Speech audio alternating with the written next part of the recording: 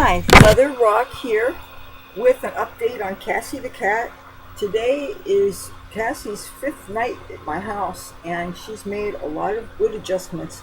She is, I guess, litter box trained. It's official. I actually got her a real litter box and some actual litter, and I actually have it here in the room, kind of in a corner, and it's something I swore I would never do, but rather than have her risk going in the hallway and having interactions that are not pleasant with my cat.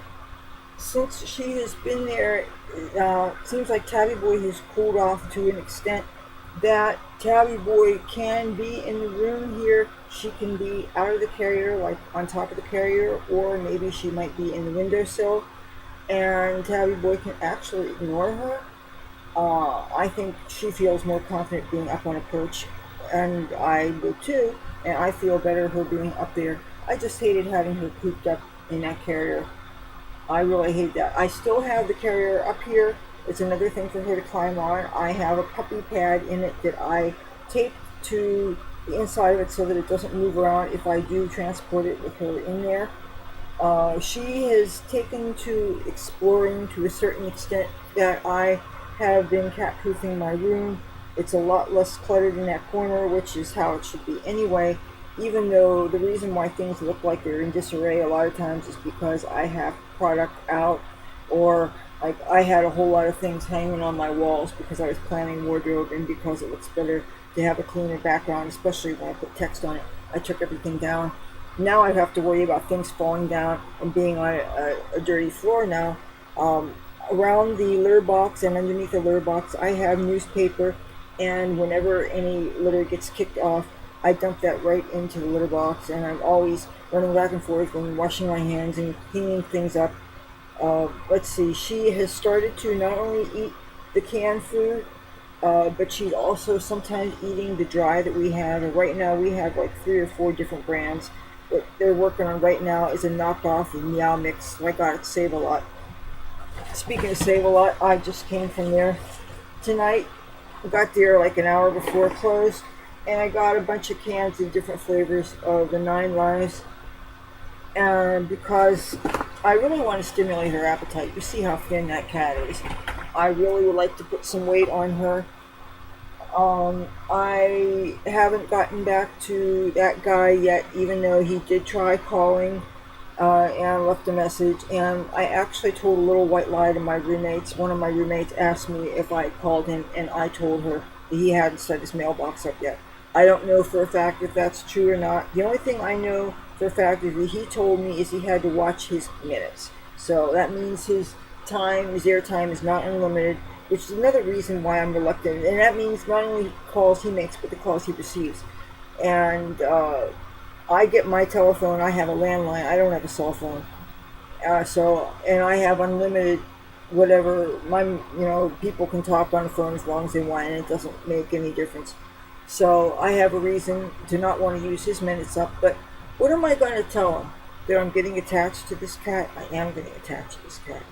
And if Tabby Boy, and now for frame of reference, Tabby Boy is underneath my bed right now. Normally that would really stress me out because I worry about how can I safely go to sleep unless of course I put her in her cage. Now, she is in a windowsill. She can't go on the ledge on the windowsill, kind of in the window like she was, because a couple of nights ago she stuck her head through. There was like a little tiny bit of a separation in the screen, and she's got her head in, and I actually saw that she had one of her paws in. She was half in and out, and I don't want a cat to fall out a window. Nobody wants that. So I had to rip the screen more to get her out. And so now what I did was I took one of our screens. That we have a bunch of screens in our apartment that the installer never could figure out how to put them in, so they're just in the hallway taking up space. So I took one and I barricaded this window so that I could still have it open to get some kind of ventilation and not risk her getting out. And this other window I had to I have one of those little screen things. I don't know what you call them, but they're for people that don't have screens, that you open up your window to as tall as the screen thing is, and it can adjust for any width of a window you have. So I have that in the other window, but I have it really tight in there so that she can't push it out. So I think this room is pretty well cat proof, and I am going to hold on to her as long as possible, even though one of my roommates did say something like, you can't keep that cat. But like I told her, I'm minimizing my house, like the impact on my household for this. I am not costing anybody any money. If I choose to take on a responsibility, I'm handling all of this myself. The only they're trying to guilt trip me saying that Tabby Boy is unhappy and stressed out. And he may very well be jealous, and his nose may be out of joint, but like I fawn all over him. I see him in the hallway, I cuddle him, I pet him, I pick him up. I don't neglect him in any way. I'm trying to make sure that either they do not interact or the interactions are indifferent and peaceful. I don't want any more aggression. Nobody wants that. I certainly don't want to leave her vulnerable. If he was actually going to run after her, sneak up to her and attack her or something, if I thought there was a possibility, I would not leave her vulnerable to that. But so far, so good. Half the time, Tabby Boy will nap down. Like the other day, he was in a closet down the end of the hall. If you're asleep and you're 25, 30 feet away, you can't possibly be dangerous to somebody else. So I'm sure tonight will be another uneventful night. I wanted to get this video in so that I can go and make myself a late night dinner, because I really don't want to. I might be more coherent if I were to eat first, but if I eat, I feel all bloated and stuff on camera, so I just wanted to crank this video out. I couldn't see making videos the last couple of days because I was just basically observing how the cat was doing, watching her behavior, seeing if she was making bowel movements and if she was eating. I wish she would drink more water, and I have like 1, 2, 3 water bowls in this room, as well as there's water bowls throughout the apartment, but since she has not left this room, I don't think she has any need to, especially now that there's a litter box here. She doesn't need to leave this room. And I have all the food here now, since there's no really need for it to be anyplace else, and we don't have another big jug.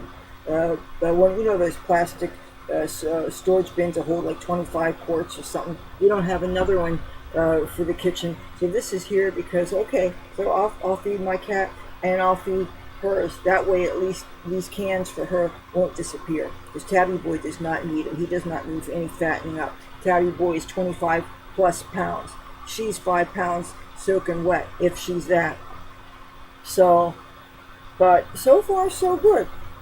And if I can get them to be more just indifferent to each other, at least so that she doesn't feel threatened and he's not howling like this insane creature.